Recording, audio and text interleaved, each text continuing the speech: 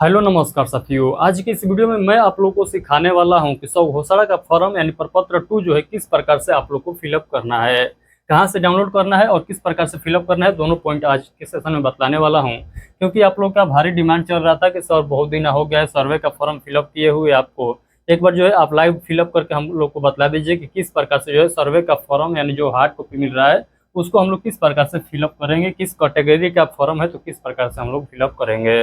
तो चलिए हम लोग इस सेशन को स्टार्ट करते हैं और प्रपत्र 2 को पूरा बेहतरीन तरीके से फिलअप करने का प्रयास करते हैं। तो चलिए यहाँ पर देखिएगा, तो सबसे पहले आप लोग को आ जाना है बिहार भूमि का ऑफिशियल वेबसाइट पर। आप लोग कहेगा कि कैसे आएंगे, तो मैं आप लोग को बता दे रहा हूँ। बिहार सर्वे लिखिएगा या DLRS लिखिएगा, तब पर भी आप लोग के सामने जो है वही वेबसाइट खुलकर आएगा। तो बिहार सर्वे लिखिएगा, जैसे ही आप लोग सर्च करिएगा, बिहार सर्वे लिखकर जैसे ही आप लोग सर्च करिएगा तो उसके बाद जो है आप लोग के सामने बिहार भूमि का ऑफिशियल वेबसाइट का एक लिंक दिखाई देगा। तो चलिए मैं यहाँ पर सर्च करके आप लोग को दिखाता हूँ। देखिए यहाँ पर ये जो दिखाई दे रहा है DLRS बिहार यानी department of land record and survey home, ये लिखा हुआ है। इस पर आप लोग को सिंपली क्लिक कर देना है। इस पर जैसा ही क्लिक करिएगा तो आप लोग के सामने जो है ये बिहार भूमि का जो सर्वे वाला ऑफिशियल वेबसाइट बनाया गया है, ये सर्वे स्पेशल के लिए जो है वेबसाइट है, इस पर आप लोग को ले आएगा। उसके बाद यहाँ पर देखिएगा, यहाँ पर लिखा गया है स्वघोषणा हेतु प्रपत्र 2 यहाँ डाउनलोड करें, यहाँ पर लिखा गया है। तो यही जो है आप लोग को डाउनलोड करना है, यानी ये जो ये ईरो वाला ऑप्शन दिखाई दे रहा है इस पर आप लोग को सिंपली क्लिक कर देना है। चलिए मैं यहाँ पर क्लिक करके आप लोग को डाउनलोड करके यहाँ पर दिखाता हूँ। तो देखिए मेरा जो है यहाँ पर फाइल डाउनलोड होने लगा, यानी प्रपत्र 2 का जो फॉर्म है वो डाउनलोड हो रहा है। तो कुछ इस प्रकार से जो है डाउनलोड हो चुका है। तो चलिए हम लोग जो है इसको सीधा करते हैं और उसके बाद मैं आप लोग को बताता हूँ कि किस प्रकार से आप लोग को जो है ये फॉर्म को फिलअप करना होगा। तो सबसे पहले मैं यहाँ पर जो है दूसरे वेबसाइट पर मैं आप लोग को बतलाने का प्रयास करूँगा। तो देखिए मैं यहाँ पर फॉर्म को सीधा कर लिया हूँ, इसको थोड़ा सा जूम कर लेता हूँ, तब मैं आप लोग को बेहतरीन तरीके से समझाऊंगा। तो थोड़ा सा जूम कर लेता हूँ, उसके बाद मैं आप लोग को बतला रहा हूँ। आई होप कि ये सभी पॉइंट आप लोग को बेहतरीन तरीके से दिखाई दे रहा होगा। नहीं दिखाई दे रहा है तो चलिए मैं थोड़ा सा और जूम कर लेता हूँ। सभी पॉइंट को हम लोग को समझना जो है बहुत ज़्यादा महत्वपूर्ण है। यदि थोड़ा बहुत भी आप लोग यहाँ पर नहीं समझिएगा तो हमारे ये वीडियो बनाने का कोई मकसद ही नहीं रह पाएगा। तो चलिए हम लोग बेहतरीन तरीके से समझने का प्रयास करते हैं। ये देख सकते हैं प्रपत्र 2 फॉर्म है, आप लोग के सामने दिखाई दे रहा है। इसको किस प्रकार से फिलअप करना है ध्यान से समझिएगा। तो सबसे पहले आप लोग के सामने दिखाई देगा राजस्व ग्राम। आप लोग को दिखाई नहीं दे रहा है तो थोड़ा सा मैं क्षमा चाहूंगा, क्योंकि जो है यहाँ पर थोड़ा सा इसका फॉर्मेट बहुत छोटा में दिखाई दे रहा है और मैं सोच रहा हूँ कि पूरा जो है आप लोग को एक बार में ही दिखाई दे, तो इसलिए थोड़ा सा जूम आउट करना पड़ रहा है। तो आई होप कि जो है आप लोग एडजस्ट कर लीजिएगा, या आपके पास ये फॉर्म डाउनलोड है तो आप लोग देख लीजिएगा कि कहाँ पर क्या क्या लिखा गया है। तो राजस्व ग्राम का स्थान पर यानी मौजा का नाम यहाँ पर आप लोग को दर्ज कर देना है। उसके बाद थाना नंबर आप लोग बतलाइएगा और उसके बाद जो है हाल का नंबर नहीं पता होगा तो हाल का नाम डाल दीजिएगा, नहीं जो आप लोग का पंचायत होता है उसका नाम यहाँ पर दर्ज कर देना है। उसके बाद पुलिस थाना यहाँ पर दर्ज करना होगा, यहाँ पर अंचल यानी प्रखंड का नाम दर्ज करना होगा और उसके बाद यहाँ पर जिला का नाम दर्ज करना होगा। ये ध्यान रखिएगा, ये जो ऊपर में विवरण आप लोग भर रहे हैं ये जमीन से संबंधित विवरण को भरना है, न कि आप लोग जहाँ रह रहे हैं उसका यहाँ पर डिटेल देना है। तो जहाँ जमीन है उसका डिटेल यहाँ पर ऊपर में फिलअप करना है, ये बात आप लोग ध्यान रखिएगा। हाँ भाई, हम लोग बात कर लेते हैं कि यहाँ पर किस प्रकार से आप लोग को फिलअप करना होगा। तो देखिए यहाँ पर आप लोग को फिलअप करना है किस प्रकार से, ध्यान से समझिएगा।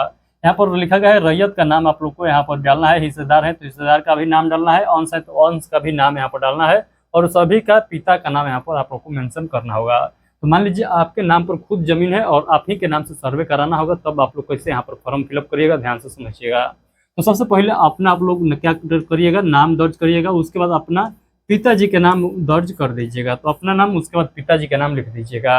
अब कहिएगा कि हमारा 2-4 पुत्र है तो उसका भी नाम दर्ज करना होगा, तो नहीं, ऐसा कुछ नहीं है।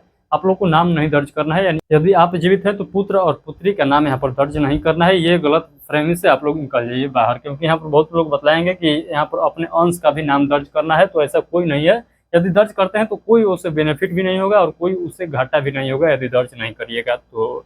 अब आइए आप लोग कहिएगा कि हम लोग 4 भाई हैं और चारों भाई जो है संयुक्त रूप से खाता खुलवाना चाहते हैं, यानी एक ही पर जैसे पहले था उसी प्रकार से हम लोग का जो है एक खतियान बन जाए, यानी एक ही खतियान पर हम लोग को चारों भाई का नाम दर्ज हो जाए। तो चारों भाई का नाम यहाँ पर दर्ज कर दीजिएगा, सीरियल नंबर डालकर जितने भाई हैं उतने भाई का नाम यहाँ पर आप लोग को क्या करना है, दर्ज कर देना है और नीचे में अपने पिताजी का नाम लिख दीजिएगा। उसके बाद जो है आप लोग फिर कहिएगा कि हमारा जो जमीन है ये हमारे पत्नी के नाम पर है, तो आप कैसे फॉर्म भरेंगे। तो पत्नी का आप लोग नाम दर्ज कर दीजिएगा, पत्नी के नाम, और उसके बाद जो है पति का नाम आप लोग को दर्ज करना होगा।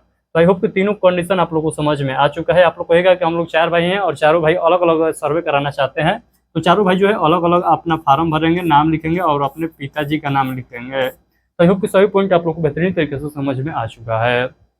हाँ भाई, हम लोग आगे के पॉइंट को बेहतरीन तरीके से समझने का प्रयास करते हैं। तो यहाँ पर अस्थायी पता डालना है, यानी परमानेंट एड्रेस आप लोगों से पूछा गया है। तो परमानेंट एड्रेस यानी जहाँ आप लोग निवास कर रहे हैं, वर्तमान में जहाँ रह रहे हैं वहाँ का एड्रेस डालना होगा। यानी कहने का मतलब कि जो आधार कार्ड पर एड्रेस दर्ज है उसी को आप लोग को यहाँ पर फिलअप करना होगा। उसके बाद यहाँ पर खाता नंबर, यानी 3 नंबर कॉलम में देखिएगा तो खाता नंबर आप लोग को दर्ज करना होगा, और 4 नंबर कॉलम में देखिएगा तो खेसरा यानी प्लॉट नंबर आप लोग को दर्ज करना होगा। तो अकाउंट नंबर और प्लस जो है आप लोग को क्या करना है, प्लॉट नंबर। तो अकाउंट नंबर प्लॉट नंबर आप लोग को दर्ज करना है। आप लोग प्रयास करिएगा कि एक फॉर्म जो है एक अकाउंट के लिए यहाँ पर फिलअप करने का प्रयास करिएगा। आप लोग कहिएगा कि एक मौजा में हमारा एक से अधिक जो है खाता है, तो क्या हम एक फॉर्म नहीं भर सकते हैं? जी बिल्कुल भर सकते हैं, कोई दिक्कत नहीं होगा।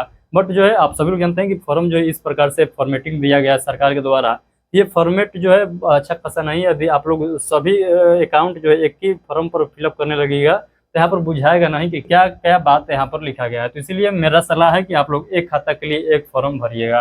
अदरवाइज 2-3 फॉर्म भर सकते हैं, बट मौजा सेम रहना चाहिए। उसके बाद यहाँ पर रकबा पूछा गया है, तो जितना जमीन है आप लोग को डिसमिल एकड़ में आप लोग को यहाँ पर विवरण देना होगा, न कि बीघा और कट्ठा में। उसके बाद चौहदी, यानी आपका जो जमीन है वर्तमान में जो चौहदी में स्थित व्यक्ति है उनका ही नाम दर्ज करिएगा, न कि मृत व्यक्ति का। ऐसे आप लोग पूछेगा ऐसा क्यों? तो ऐसा इसलिए क्योंकि जो सर्वे होगा तो वो जो सर्वे होगा, जो मृत व्यक्ति हो गए हैं तो उनके नाम पर तो अभी ये सर्वे होगा नहीं, जो जिंदा है उनके नाम पर होगा। तो इसीलिए कहा गया है कि जो जिंदा व्यक्ति है उन्हीं का आप लोग नाम दर्शाइएगा, ताकि आप लोग को बाद में चलकर कोई प्रॉब्लम ना हो जमीन को पहचानने में। आप लोग से पूछा गया है किस प्रकार का जमीन है, यानी जमीन का किस्म बतलाना है, जमीन का प्रकार बतलाना है, किस प्रकार का जमीन है। तो आप लोग का जो जमीन है घर वाला जमीन है, मकान बनाने वाला जमीन है, तो मकान या घर लिख सकते हैं। यदि आप लोग का जमीन खेती वाला है तो आप लोग क्या लिखिएगा, धनहर लिखिएगा, धनहर, ध-न-ह-र लिखिएगा।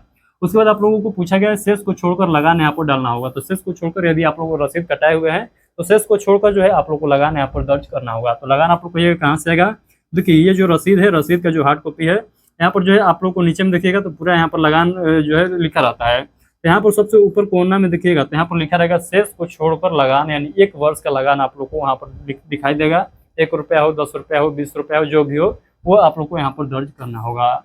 उसके बाद जो है यहाँ पर जमाबंदी संख्या आप लोग दर्ज कर दीजिएगा, यदि जमाबंदी संख्या आप लोग को मिला हुआ है तो। उसके बाद यहाँ पर पूछा गया है कि आपका जो जमीन है ये किस प्रकार से आपके पास आया है, क्या आपने उस जमीन को खरीदा है या आपके पूर्वजों के नाम पर था और वंशानुगत आपको मिला है। कहने का मतलब कि खतियानी जमीन है।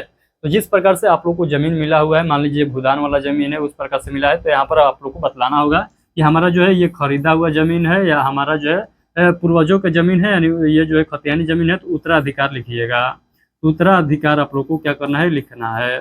यदि आप लोग को अनुदान में मिला हुआ है तो आप लोग अनुदान लिखिएगा, या आप लोग को जो है इसी से छोड़कर, यानी 3 जो नाम बताया हूँ इसे छोड़कर कोई और प्रक्रिया से आप लोग को जमीन मिला है तो यहाँ पर अन्य भी लिख सकते हैं, कोई दिक्कत वाली बात नहीं है। तो होप कि तीनों पॉइंट आप लोग को बेहतरीन तरीके से समझ में आ चुका है। यहाँ पर अभियुक्ति लिखा गया है, अभियुक्ति में आप लोग क्या दर्ज करिएगा, आप लोग को समझ में नहीं आ रहा है तो मैं आप लोग को बता दूं, यहाँ पर आप लोग को कुछ लिखने की जरूरत नहीं है। यहाँ पर वही व्यक्ति लिखेंगे जिनको जमीन से संबंधित कोई फॉल्ट है। यानी कहने का मतलब कि आपकी जमीन जो है झगड़िया टाइप पर है, तो आप लोग को यहाँ पर बतलाना होगा कि आखिर उस जमीन पर किस प्रकार से जो है विवाद चल रहा है। तो आई होप कि ये भी पॉइंट आप लोग को बेहतरीन तरीके से समझ में आ चुका है। तो यहाँ पर जो है विवाद से संबंधित बात को दर्शाना है कि किस प्रकार का विवाद है। उसके बाद यहाँ पर आप लोग को स्थान का नाम दर्ज करना होगा। उसके बाद यहाँ पर जो है तिथि आप लोग को दर्ज करना होगा, और यहाँ पर जो है सिग्नेचर कर दीजिएगा, और मोबाइल नंबर और आधार नंबर जो है यहाँ पर दर्ज कर दीजिएगा। मोबाइल नंबर और आधार नंबर को जो है यहीं पर आप लोग क्या कर दीजिएगा, लिख दीजिएगा। तो यहाँ पर मोबाइल नंबर और नीचे में आधार नंबर दर्ज कर दीजिएगा। तो आई होप कि सभी पॉइंट आप लोग को बेहतरीन तरीके से समझ में आया होगा। यदि सभी पॉइंट आप लोग को बेहतरीन तरीके से समझ में आया तो थम्स अप कर दीजिए और बोलिए कमेंट बॉक्स में जाकर कि सर हम फॉर्म फिलअप करना सीख गए हैं। और आप लोग को चलते चलते मैं बता दे रहा हूँ कि इसके साथ कौन कौन से दस्तावेज लगने वाला है जमीन सर्वे कराने के लिए। तो सबसे पहले कोई दस्तावेज लगने वाला है तो वो है जमीन का दस्तावेज, यानी जो जमीन से संबंधित दस्तावेज है उसको आप लोग को हर हाल में देना होगा। और उसके बाद जो है जमीन का रसीद देना होगा। इन कहने का मतलब कि जमीन का खतियानी जमीन है तो खतियान देना होगा, केवाला वाला जमीन है तो केवाला देना होगा, और उसके साथ जो है जमीन का रसीद देना होगा। और आप लोग को क्या देना होगा, और जो है आप लोग को आधार कार्ड देना होगा, और ये फॉर्म तो देना ही है। तो 4-5 जो डॉक्यूमेंट है ये मुख्य डॉक्यूमेंट हो जिसके साथ आप लोग जमीन का सर्वे करा सकते हैं। तो होप कि सभी जानकारी आप लोग को बेहतरीन तरीके से समझ में आया होगा। चलिए आज के सेशन को हम लोग यहीं पर स्टॉप करने का प्रयास करते हैं। आई होप कि सभी लोग के लिए आज का ये वीडियो हेल्पफुल रहा होगा। जिन लोग के लिए ये वीडियो आज का महत्वपूर्ण था वो लोग एक बार शेयर जरूर कर देंगे इस वीडियो को, ताकि जो लोग को ये पता नहीं है कि इस फॉर्म को किस प्रकार से फिलअप करना है उन सभी लोग को फिलअप करना आ जाए। चलिए फिलहाल के लिए इतना ही, मिलते हैं अगले वीडियो में। तब तक के लिए आप सभी को बहुत बहुत धन्यवाद।